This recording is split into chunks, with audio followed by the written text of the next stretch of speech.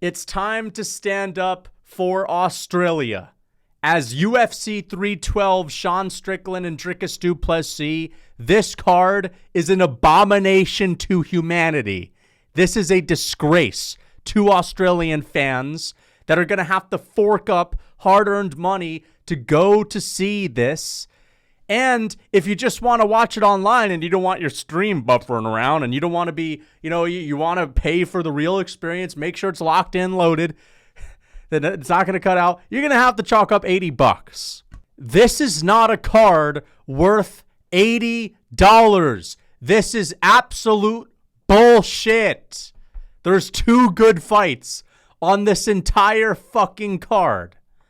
This is terrible. We're going to get into this. You know what? The main event, Dricus du Plessis and Sean Strickland, I complained about it a little bit when it was first made, but because that first fight was so close and so controversial, I don't mind it that much. It's actually pretty good. The co-main event, hey, say what you want about WMMA. I actually think this is the only interesting Zhang Weili fight. There are none others. The only other Zhang Weili fight that was interesting in recent history, it wasn't even Rose Namajunas. I didn't even give that much of a shit about that. Even though the first fight there was a cool knockout, it was the Joanna Jędrzejczyk rematch after their first fight was good. But this is like the third interesting Zhang Weili fight of all time. Okay? Tatiana Suarez, undefeated. Some people were calling her Habib. She's basically like, the real hardcore fans, boogeyman of WMMA. Whoa, so scary. You're going to get taken down. But that's actually a good fight. That's actually a good fight because Zhang Weili has been out-grappled before. But man, Jake Matthews on the main card of a pay-per-view?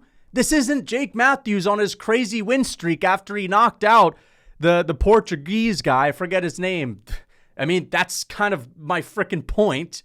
I forget the name of the guy that had a really good year in 2021 that got KO'd by Jake Matthews. The Portuguese guy, forget his name. Buckley head kicked him. A lot of people KO'd him.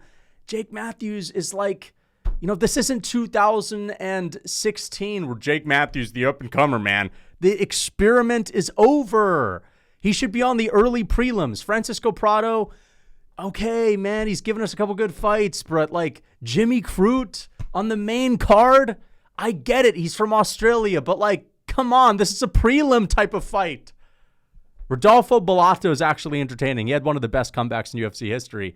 But this is the thing that really pisses me off. Justin Tafa, Talashin Teixeira. Again, like, who is this guy? I don't even know who he is. I don't even know who Talashin Teixeira is. And in before, someone calls me a casual fan. Damn, bro, you're a real casual, man. This guy's got a 1-0 record. Jeez. Holy crap, man. This is insane. Damn, bro, Talashin Teixeira, you don't know who this guy is, man. Justin Tafa would have been hype 2 years ago. You're 2 years too late. 2 years ago, he was hype after he got beat 10 times in a row. Justin Tafa got beaten by like cans in the fucking Apex last year that kind of killed his hype. Jimmy Crute, he got beat by Anthony Smith back in the day. Jack Jenkins, Gabriel Santos. See, this is the thing. Jack Jenkins is an interesting fighter. He's an entertaining fighter. But it's like the people that he's being put up against to fight. And listen, it's one thing if on the night of these fights, like, oh, they're really good and it's one of the best cards. Like, that can happen. We saw that when Yuri Prohaska fought Glover Teixeira. Everyone was complaining about that card. I believe it was in Singapore. Valentina Shevchenko was like the co-main event, and everyone was complaining, and it happened to be an amazing card. But I'm talking about getting people hyped. Actually, UFC as a business, getting people to want to chalk up their money to buy a pay-per-view. This isn't doing it. First off, you have to be a hardcore fan to even know who Jack Jenkins is, and nobody knows who Gabriel Santos is. It's like, okay, man, like this just, it's not interesting. Jimmy Crute versus Rodolfo Bellato, that's just, Jimmy Crute's just not an entertaining fighter. And Talashin Teixeira, yeah, nothing says hype. Nothing says $80 like, wow, a Talashin Teixeira feature fight. Hunchan, okay, well, I'll take it back, actually, because this is actually a card that I think is worth it now that I saw this. Nam Jargal Tumen Debrel. I cannot believe that's the name. I don't know how to pronounce it. Versus Hyunsun Park. Actually, never mind. I believe this is worth $80 now. Oh, man. Oh, actually, this is kind of hype, though. This is actually kind of hype, though. We have mini Paul Hughes at home, Cody Hatton. All right, and Alexandre Topuria. That's actually going to be pretty dope. This is Ilya Topuria's brother, so I'm not making the best case right now.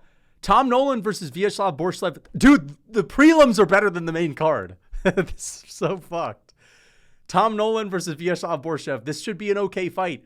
You know, I don't really have a big Anshul Jubilee is one of the most popular UFC fighters by default. You know, because, of course, India is such a big population. There's a lot of Indian fans of MMA. This is actually an interesting fight, Anshul Jubilee. Whoa, Wang Kong versus Bruno Brazil, man. Remember the Wang Kong hype? Because she had the face paint and all that, and she got beaten in her last fight. Kevin Doucette versus Jonathan McGaffey. Damn, dude. Jonathan McGaffey is an all-time great. This is another one that's okay. But, dude, the main card just sucks so unbelievably hard. It's so bad. Like, goodness, Jack Jenkins. You could do Jack Jenkins versus, I don't know, do Jack Jenkins versus Bryce Mitchell or some shit like that. All right. Justin Tafa, put him up against Shamil the Blob Gaziev. At least Shamil has, like, you know, a hardcore group of fans that fly to every city he fights in. That's like, he's sort of like Conor in the sense that when Conor used to fight back in the day, even in the early days of the UFC, he'd have a whole coalition of Irish people in the crowd to support him. That's kind of Shamil. He's got Bahrain. He's got Dagestan too. He could have done that. But this card is not worth $80, and it's a disgrace. And sure, the taxes are really high in Australia, and that's an issue. The UFC can't necessarily control that. And of course, a lot of fighters don't want to fight there, but I mean, fuck, bro. Maybe we don't need to go to Australia anymore. Okay? Maybe if this is going to be the $80, you know, robbery that the UFC pulls on fans once a year, maybe we don't need to go to Australia. All right? Because, I mean, listen, the thing is, the hardcore fan in me is looking at some of these fights, and I'm saying to myself, like, oh, wait a second, Alexandre Topuria is actually a good fight. Like, I'm looking forward to seeing this. But come on, dude. Like, that's not even on the main card. This should be a fight night. This should have been the UFC Sphere fight night card or something, you know? But it's just getting a little bit ridiculous at this point.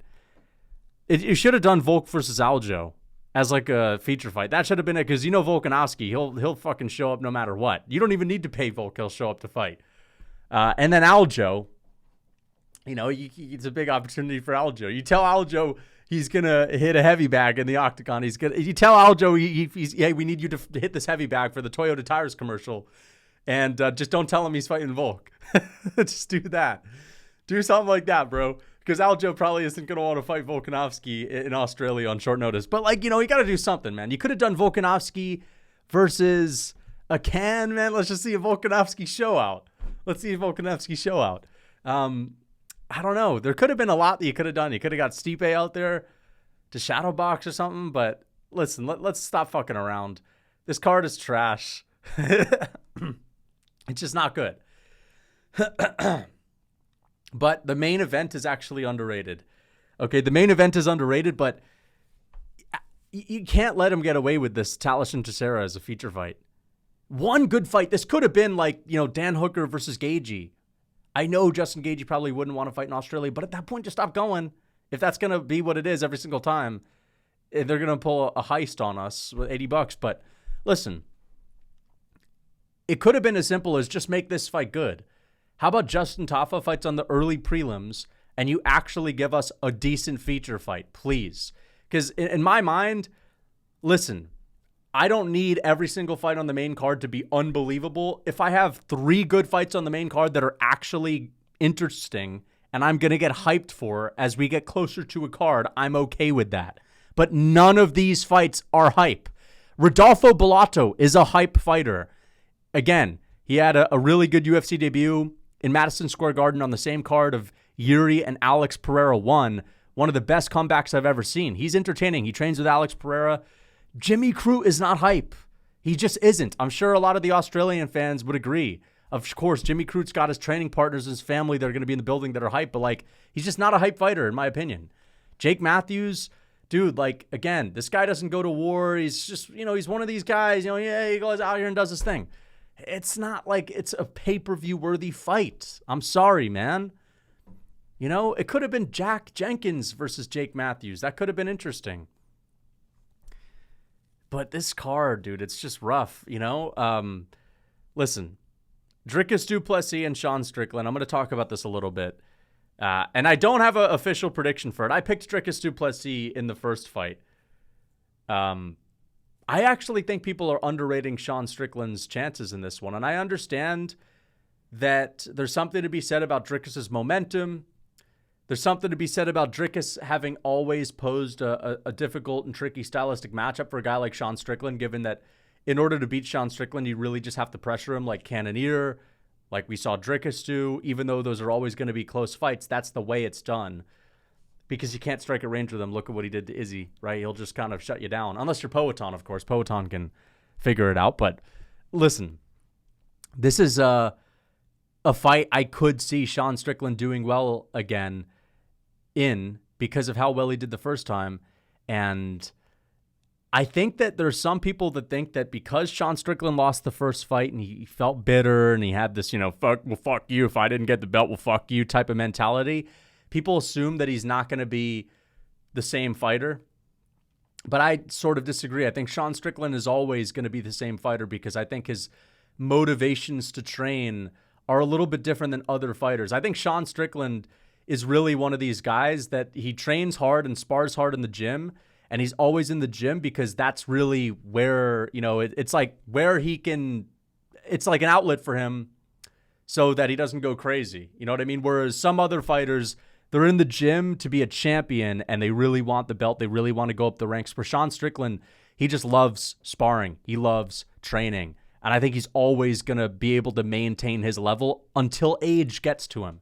And so I don't think this whole bitterness is going to affect the way he fights. I think Sean Strickland is a fight of the night type of fighter. He's always showing up and giving us bangers, fights of the night. No, I don't mean fight of the night as in he puts on wars, because he doesn't. Sean Strickland is a guy that shows up on fight night. He's a fight night type of fighter, a fight night guy, right? He's one of these, like a Merab. Merab is always going to show up and be Merab. That's just how it is. Sean Strickland's that guy. However, there's also something to be said about the fact that when Strickland was the champion, you could look at that and be like, well, the champion, when they first win their belt, they go into that first title defense and they're almost 10% better just because you have that aura of being a champ and you hit the peak and you still want to work even harder and harder to sort of, increase your legacy.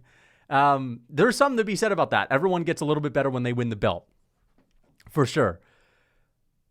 But Dricus du Plessis seems to be getting a little bit better when he when he wins the belt, dude. Fuck, bro. It's I'm kind of trying to talk about this fight in a way where I don't give away my prediction. Because I don't know if you guys can guess it, but I want to be fair to Sean Strickland. I actually think this is a competitive fight. That's why I'm looking forward to it. I think it's going to be almost identical to the first one. I think it's going to be razor close. The thing is, I do not think that Dricus du Plessis has a great chance to finish Sean Strickland. I think that people underrate Strickland's chin, and I think they overrate Dricus's pop. Okay? I'm not talking about power. I'm talking about pop. Dricus du Plessis got some overrated pop. Listen, the guy can hit hard, but, let's stop fucking around with this stupid pop versus power bullshit. Dricus's power is great, but he doesn't have the Poetan left hook type of power. Dricus has had many moments in his fights with people like Brad Tavares, where he's rushing in, he's going Captain Underpants mode, and he's putting everything into a punch. It's not putting out Brad Tavares. He hit Izzy with some pretty big shots as well.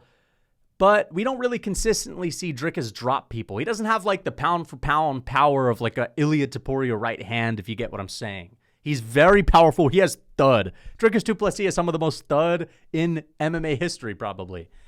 He has power. Of course he has power. We know he has power. But I'm just saying, I think it's a tiny bit overrated. Tiny bit overrated. Right?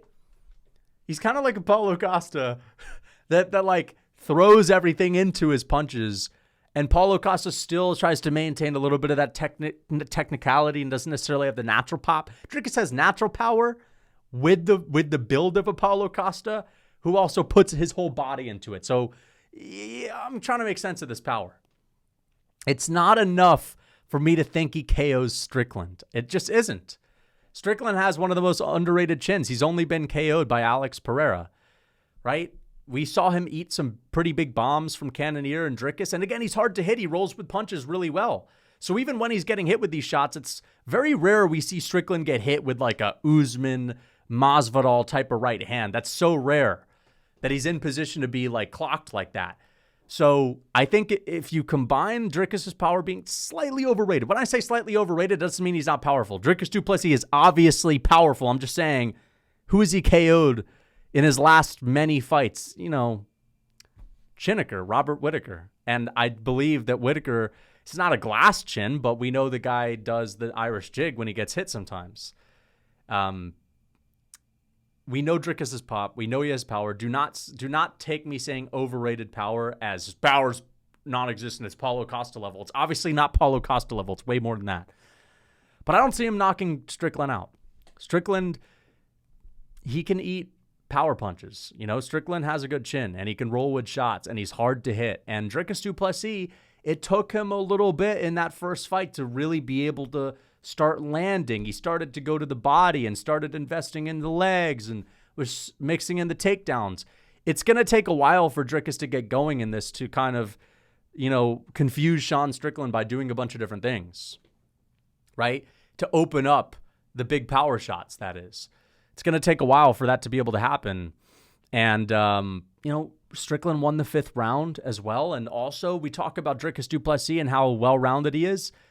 Sean Strickland is really difficult to hold down. Who has held down Sean Strickland in recent UFC history? Who has held him down? Dricus couldn't hold him down, right? I mean, I think Hamzat could, but Hamzat's like, you know, the next level Mike Tyson on the ground. So Dricus will probably not submit him and hold him down, and knocking him out's going to be tough, you know, but Dricus was up on the scorecards when he fought Adesanya, which is pretty impressive, I must say. Even before he finished him, apparently he was up on the scorecards. He won the 3 middle rounds against Sean Strickland. So Dricus is somebody that can win with output because of how good his cardio is. I remember there was this whole narrative of him having terrible cardio. I never thought that was the case at all. I always thought that was bullshit. Dricus has amazing cardio, good output. He gets better as fights go on. I'm just saying, even though I'm leaning more towards Dricus, do not expect this to be Dricus is going to walk all over Sean Strickland because Strickland is messing around too much doing the vlogs and, you know, just complaining about getting fucked over. Well, if I didn't win the belt, then fuck you, right? Don't think that just because that may be happening, he's not going to show up and still be like the same type of fighter. Sean Strickland, as I said, is a fight night guy, always shows up. He's always durable. His defense is always there. His output's going to be there. But ultimately, I mean, I think the right pick is probably Dricus. I mean, I'm going to make a real prediction for this because I really do think it's a clear pick. But I'm just saying it should be interesting. If you think that Dricus is just going to knock out Sean, second round KO, he beat Izzy. Like, don't expect that to happen, okay? Maybe he makes it happen. Who knows? Maybe Dricus actually gets it done like that. That'd be pretty crazy. But yeah, I know some people are going to be in the comments saying that Lucas is shitting on Dricus's power. I'm not saying he doesn't have a lot of power. I'm just saying he doesn't have like the Poetan left hook power. Like, he's not going to KO Sean Strickland as easily as Alex Pereira did. Okay? Strickland has a good chin. It's hard to put him away. So yeah, I mean, this card is a bit of an abomination. It's not the worst card of all time, but the main card is just atrocious. Look at this. Talis and Teixeira, and just bad matchmaking. Like, you know, I just don't really care about a Jake Matthews-Francisco Prado fight. If you want to make us care, put Francisco Prado up against someone that we know goes to war every single time. Okay? If you want to make us care about a Jake Matthews fight, put him up against like a up-and-coming prospect that has a lot of hype. And Francisco Prado is an up-and-coming prospect, of course, but he doesn't have a ton of hype. You know, for example, the Peyton Talbot-Roundy Barcelos fight. That's like, you know, good matchmaking, okay? And you could say this is kind of similar. Jake Matthews is the older vet and Francisco Prado is the up-and-coming guy. But, you know, Peyton Talbot had a lot of hype, okay? Peyton Talbot had a lot of hype. You put a guy with a lot of hype against a Jake Matthews because then we kind of care about a Jake Matthews fight, right? Whereas Francisco Prado doesn't have a ton of hype as an up-and-coming prospect, so you give him like a Cameron Simon type of matchup. I know he's not in bantamweight, but you give him another prospect for him to beat. And then when he beats that type of prospect, then you give him the old crafty vet test. You give him the grizzled vet, the Jim Miller type of test. And then if he beats that guy, of course, it's off to the races. That's kind of what I'm saying. You know, it's the little idiosyncrasies of things that only a real hardcore fan would understand, right? That the UFC matchmakers are not really getting in this one. But yeah, I mean, nobody is that excited for this card. I would say that the Saudi Arabia card is 10 times better than this one, right? But yeah, main event and co-main event should be interesting. Everything else, you know, these three are just kind of throwaways, to be honest. These three are kind of throwaways. Although I do believe Jimmy Crute and Rodolfo Bellato could be interesting. I think it could be interesting because Rodolfo Bellato has a very fun style. He's sort of like a bigger, chinnier version of Tony Ferguson, if that makes sense, in a way. He's like he's very good in the clinch. He breaks people. And Jimmy Crute's going to try to take him down. And it's going to be interesting to see if Rodolfo can survive that, right? The onslaught of Jimmy Crute, if he can survive that. But everything else, like, again, Alexander Topuria versus Cody Haddon, that's actually super hype. This is a better fight. Alexander Topuria is a better fight than Jake Matthews and Francisco Prado just because of how hyped he is. You know, fuck it. Throw him on the main card for all I care. It's more hype than this. Talishan Teixeira? So let me get this straight. I know Justin Taffa has been on main cards before and, like, you know, people like him and he knocks people out sometimes. So I understand him being on the main card, but Talishan Teixeira, you know, he's on the main card. Who is this guy? And it's no disrespect to him. It's not like, you know, I'm sure he's a decent fighter. I'm just saying, man, like, come on. This is the main card of a pay-per-view. Can you give us some fights that we give a fuck about? That's all I'm saying. You could have done Topuria on the main card, opening of the main card. It would have been perfect. Opening of the main card, right? You could have done Volk versus Aljo as a feature fight. You could have done Alexander Topuria on the opening of this card. You could have had Jimmy Crute and Rodolfo Bellato on your Justin Taffa to close out the prelims. That's how you do it. But yeah. Anyway, let me know what you guys think of this card. Until next time.